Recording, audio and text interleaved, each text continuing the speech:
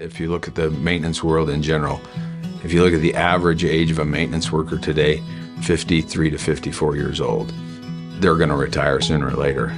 To be able to take the knowledge that they have and pass it to the next generation is going to be difficult, because the next generation is not going to work off dry erase boards, sticky notes, and spreadsheets. They're going to work off of a mobile device. They're going to want something that has that. It's also very hard to train someone to do something that you hear. Well, I heard that, and I already know what's wrong with that piece of machinery.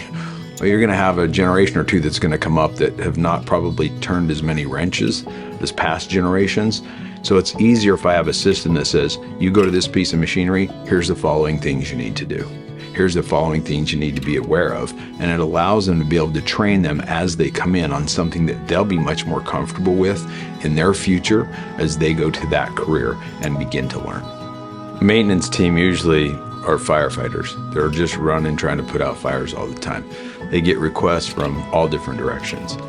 There's a lot of cognitive overload in that process. And what is allowed with a system like ours is to be able to bring that kind of order, to be able to take that cognitive overload off of the maintenance workers.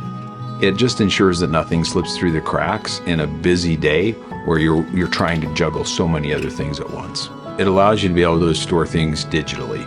When I have records that are digital, it gives me the dates of when was the manufacture, when was it made, how old is it, what's been done in the past on that piece of equipment, what needs to be done in the future. It allows me to be able to say, this one piece of equipment seems to be wearing belts a lot faster than it used to. If I didn't have the data, I wouldn't be able to see the past versus the present to predict what the future will be able to do.